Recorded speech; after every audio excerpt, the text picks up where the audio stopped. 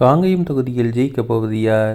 திருப்பூர் மாவட்டத்தில் உள்ள காங்கயம் சட்டப்பேரவை தொகுதியானது தமிழகத்தின் 102வது தொகுதியாகும். காங்கயம், வெள்ளகோயில் ஆகிய 2 நகராட்சிகள், முத்தூர், சென்னிமலை ஆகிய 2 பேரூராட்சிகள், காங்கயம், வெள்ளகோயில் ஊராட்சி ஒன்றியங்கள், தாராபுரம் வட்டத்தில் குண்டடம், பெருந்துறை வட்டத்தில் சென்னிமலை ஆகிய ஊராட்சி ஒன்றியங்களையும் இந்த தொகுதி உள்ளடக்கியது. கொங்கு வேளாள கவுண்டர்கள் அதிகளவிலும், அடுத்தபடியாக முதலியார், ஆதிதிராவிடர் உள்ளிட்ட சமூகத்தினரும் வாக்காளர்களாக உள்ளனர். இந்த தொகுதியானது கடந்த 1957ஆம் ஆண்டு முதல் தேர்தலை சந்தித்து வருகிறது. கடந்த 2011ஆம் ஆண்டில் தொகுதி மறுசீரமைப்பின் போது வெள்ளகோயில் தொகுதியின் 80% பகுதியின் காங்கயம் தொகுதியில் சேர்க்கப்பட்டுள்ளது. இந்த தொகுதி 16 முறை தேர்தலை சந்தித்துள்ளது. இதில் அதிகபட்சமாக அதிமுக 8 முறையும், காங்கிரஸ் 4 முறையும், திமுக 3 முறையும், அதிமுக கூட்டணியில் போட்டியிட்ட கொங்கு இளைஞர் பேரவை 1 முறையும் வெற்றி பெற்றுள்ளது. அதிமுக முன்னாள் பொதுச் செயலாளர் ஜெயலலிதா கடந்த 1991ஆம் ஆண்டு நடைபெற்ற தேர்தலில் இந்த தொகுதியில் போட்டியிட்டு வெற்றி பெற்றார். மேலும் அவர் பர்கூர் தொகுதியிலும் வெற்றி பெற்றதால் இந்த தொகுதியில் சட்டப்பேரவை உறுப்பினர் பதவியை ராஜினாமா செய்தார். அதன் பிறகு நடைபெற்ற இடைத்தேர்தலில் அதிமுக சார்பில் RM வீரப்பன் வெற்றி பெற்றார். காங்கயம் தொகுதியில் விவசாயம் பிரதான தொழிலாகவும், தேங்காய் எண்ணெய் ஆலைகள், அரிசி ஆலைகள், தேங்காய் கரித்தொட்டி ஆலைகள், தேங்காய் பருப்பு உற்பத்தி, வெள்ளகோயில் பகுதியில் நூற்பாலைகள், நிதி நிறுவனங்கள், விசைத்தறி கூடங்கள் அதிகளவில் உள்ளன. தொகுதியில் பல்வேறு பகுதிகளில் குடிநீர் பிரச்சினை நீடித்து வருகிறது.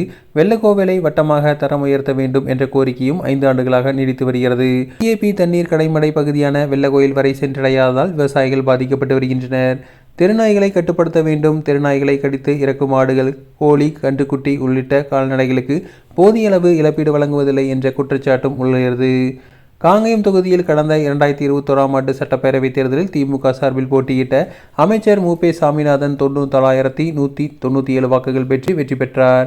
அதிமுக சார்பில் போட்டியிட்ட லிங்கம் 86,866 வாக்குகள் பெற்று 2வது இடத்தை பிடித்தார். நாம் தமிழர் கட்சியின் சார்பில் போட்டியிட்ட சிவானந்தம் 11,307 வாக்குகள் பெற்றார். நோட்டாவுக்கு 1027 வாக்குகள் பதிவாயிருந்தன. தற்போதைய தேர்தலில் திமுக சார்பில் அமைச்சர் மு. சாமிநாதன், அதிமுக சார்பில் முன்னாள் சட்டப்பேரவை உறுப்பினர் NSN நடராஜ், நாம் தமிழர் கட்சி சார்பில் மருத்துவர் கார்மேகம், தமிழக வெற்றிக் கழகம் சார்பில் P. மணி ஆகியோர் போட்டியிடுகின்றனர். 4 வேட்பாளர்கள் களத்தில் இருந்தாலும் அரசியலில் நீண்ட நெடிய அனுபவமுடைய திமுக, அதிமுக வேட்பாளர்களுக்கிடையேதான் போட்டி நிலவுகிறது. அமைச்சருக்கு ஆதரவாக திமுக மற்றும் கூட்டணி கட்சிகள் தலைவர்களும், அதிமுக வேட்பாளருக்கு ஆதரவாக அதிமுக மற்றும் கூட்டணி கட்சி தலைவர்களும் தேர்தல் பிரச்சாரத்தில் ஈடுபட்டுள்ளனர்.